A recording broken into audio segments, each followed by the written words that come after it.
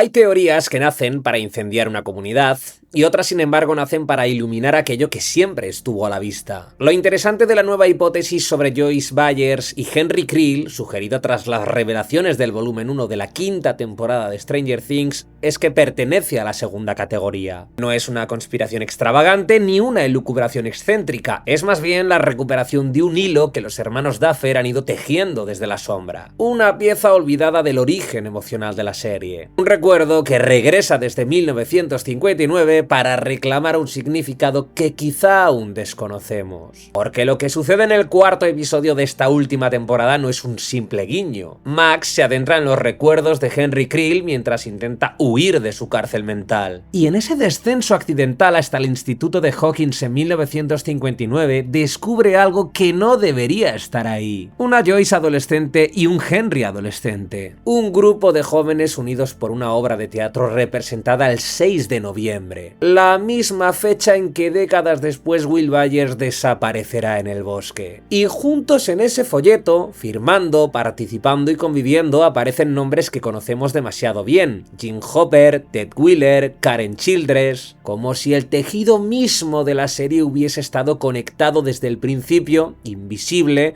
a través de estos rostros que creíamos independientes unos de otros. La escena, pequeña en apariencia, no ha recibido la atención que merece, quizá porque el aluvión de revelaciones del volumen 1, los poderes de Will, los planes de Vecna para expandir su mente colmena, la utilización de 008 como arma militar, ha eclipsado lo minúsculo. Pero lo minúsculo en Stranger Things siempre ha sido el reino donde germina lo fundamental. Este vídeo se va a estructurar en dos vías. En primer lugar, el resumen de los hechos y la teoría tal como se ha formulado. Y en segundo lugar, el análisis narrativo y simbólico de lo que implicaría aceptar esta conexión entre Joyce y Henry como piedra angular del final. Porque si algo ha demostrado la serie es que no existen las coincidencias y en Hawkins esa certeza pesa más que nunca. Si te gusta este vídeo te invito a que le des like, comentes y te suscribas porque mi canal de YouTube está viviendo uno de los peores momentos de toda su historia por culpa de un algoritmo que esconde y oculta los pequeños canales frente a los grandes y la única forma de aparecer en los buscadores es gracias a vuestras interacciones. Por eso os pido que le deis like, comentéis y os suscribáis porque es un gesto minúsculo y totalmente gratuito y estaréis haciendo muy feliz a una persona. Y ahora sí, vamos para allá. Vamos con la gran teoría del final de Stranger Things que cambiaría para siempre la forma de ver su historia.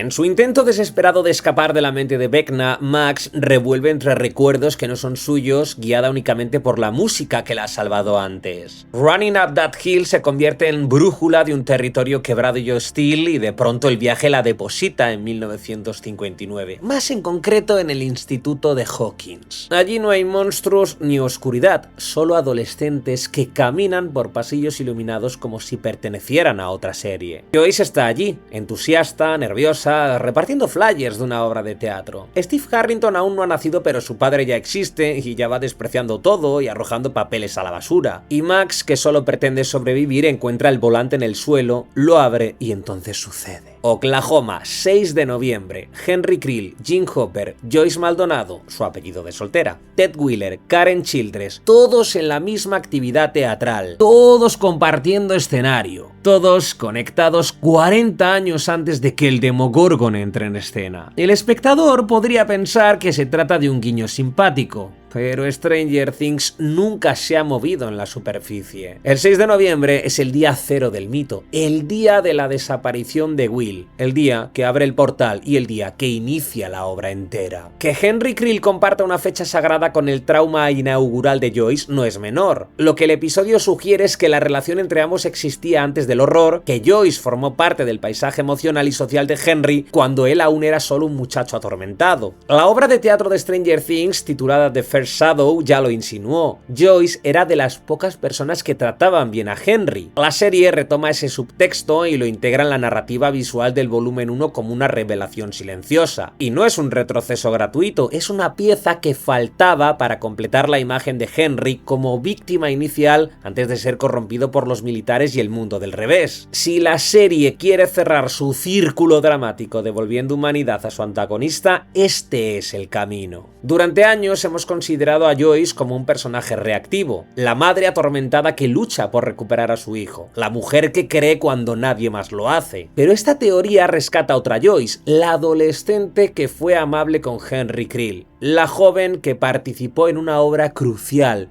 la chica que ya estaba en la órbita de lo inexplicable cuando todo parecía normal. Si Joyce fue un faro de humanidad para Henry en 1959, es lógico que Vecna no la elimine en el volumen 1 de la quinta temporada cuando tiene la oportunidad. Cuando envía demonios para matar a Mike, Lucas y Robin, a Joyce solo la aparta. A ella, curiosamente, la deja vivir. Y ese gesto, si se confronta con esta teoría, no es un descuido, de hecho es coherencia dramática. Vecna mata por odio, pero también por significado, y Joyce, para su mente fracturada, es más que una enemiga, es un recuerdo. Lo fascinante es que Stranger Things nunca ha mostrado un interés especial por las explicaciones paternales imposibles, a pesar de que ciertos fans se han empeñado en vincular a Vecna con la paternidad de Will, pero sí ha demostrado que los vínculos emocionales tempranos reaparecen en los momentos decisivos. Will y Mike, Eleven y Hopper, Dustin y Eddie, Robin y Steve, Jonathan y Nancy, Robin y Will. Desde luego las parejas narrativas gustan mucho en Stranger Things. Así pues, si Joyce y Henry compartieron escenario, vecindario e intimidad emocional en su juventud, entonces la historia de Hawkins empezó mucho antes de 1983. Empezó en una obra de teatro, en un escenario ficticio, de un modo simbólico que la serie lo ha venido diciendo todo este tiempo. La realidad es una función donde las fuerzas ocultas dirigen a los personajes sin que ellos lo sepan. Cuando se observa el flyer en el cuarto episodio de la quinta temporada, lo primero que sorprende no es la fecha ni los nombres, sino el hecho de que todos ellos están actuando. El teatro en la tradición cultural occidental no es un arte más, es un espejo, una forma de representar aquello que no puede decirse de otro modo. El lugar donde las identidades se ensayan, donde las sombras se prueban y donde las máscaras revelan más que los rostros. La elección de Oklahoma no parece casual. Es una obra sobre comunidades rurales, tensiones internas, armonías que se construyen por encima de los conflictos, pero lo verdaderamente poderoso es que todos estos personajes, que en el futuro sostendrán la historia de Hawkins, van a participar juntos en un relato coreografiado. Es casi una metáfora explícita de lo que la serie ha sido desde 2016. Un gran teatro donde fuerzas superiores manipulan a individuos que creen que solo viven sus vidas. Henry, antes de convertirse en 001, era un niño que necesitaba ser visto y querido. Joyce, antes de convertirse en la madre que lo lucha todo, era un adolescente que creía en las historias. Hopper era un muchacho antes de la tragedia. Y Ted Wheeler era simplemente un compañero de escena y no un padre ausente. Todos ellos estaban en el mismo escenario representando un relato ajeno. Esa coincidencia convierte al teatro en mito fundacional. Si Henry guarda ese recuerdo como una de sus últimas memorias previas a la oscuridad, Joyce se convierte para él en símbolo de un mundo que perdió. No es imposible imaginar que Henry, incluso ya transformado en Vecna, conserve una fractura, una pieza que el mundo del revés no corrompió del todo, y que esa pieza tenga el rostro de Joyce. De ser así, el final podría no girar solo en torno a Will o Eleven, sino alrededor del eco humano que Henry nunca pudo destruir. Los Duffer han trabajado durante años para mostrar a Henry como un antagonista profundo, no solo un villano superficial. Su paso por la obra de teatro The First Shadow ya confirmaba que era un niño dañado, sensible y tremendamente observador. Un niño que recibía un trato frío y a veces hostil por parte de quienes lo rodeaban. La serie en esta temporada final no ha hecho más que reforzarlo. Max entra en su mente y lo que encuentra no es un monstruo plano, sino un adolescente perdido en un paisaje de recuerdos que funcionan como un álbum traumático. Y en ese álbum Joyce aparece como una de las pocas presencias luminosas. Si la relación entre Henry y Joyce existió de manera significativa, eso explicaría no solo que Vecna no la elimine, sino también que su historia esté entrelazada con el destino de Will.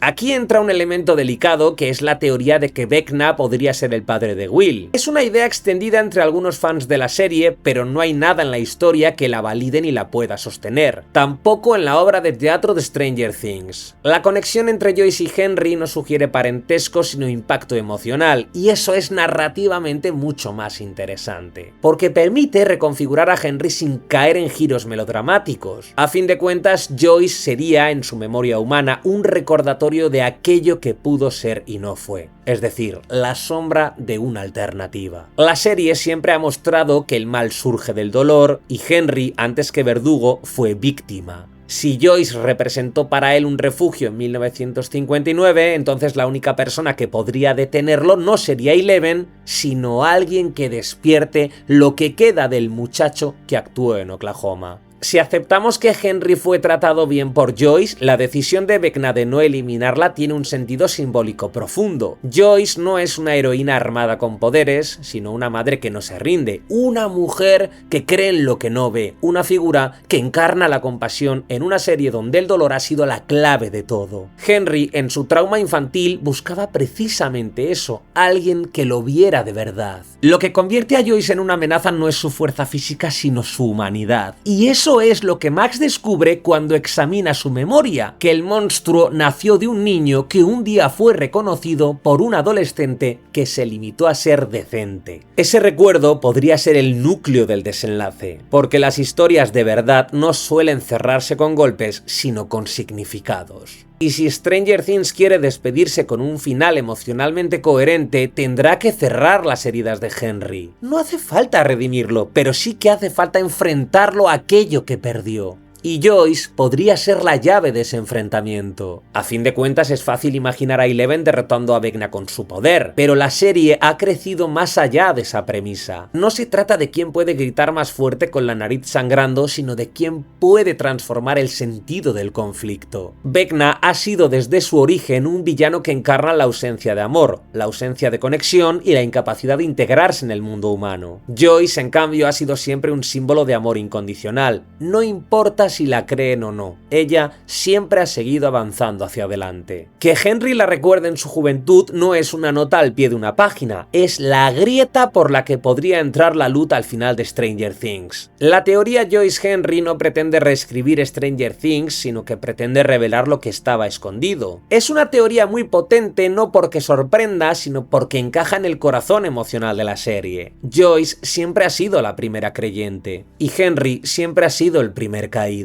Ponernos en el mismo escenario adolescente es poner el origen del trauma frente al origen de la compasión. Es quizá la clave para resolver no solo la trama, sino el sentido último de Hawkins como mito moderno. En estos momentos quedan 2 volúmenes por ver y todas las cartas están sobre la mesa. Pero si algo nos ha enseñado esta historia es que los detalles pequeños suelen contener los secretos más grandes. Y en ese volante arrugado, en ese 6 de noviembre perdido en 1959, puede que la serie haya revelado el inicio real de su tragedia, y puede que por fin estemos mirando en la dirección correcta.